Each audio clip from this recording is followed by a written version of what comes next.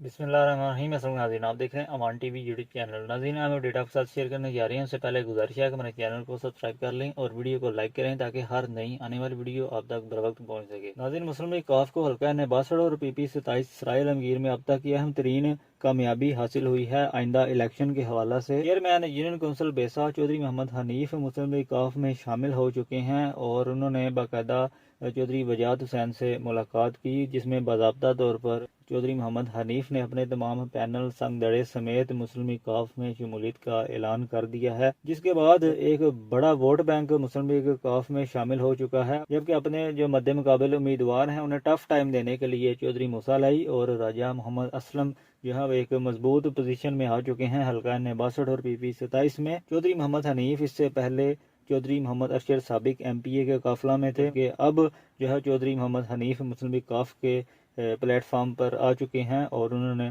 चौधरी मूसा लाई और राजा मोहम्मद असलम की हमायत का ऐलान कर दिया है। मज़ीद अपडेट्स के लिए देखते रहें अमान टीवी।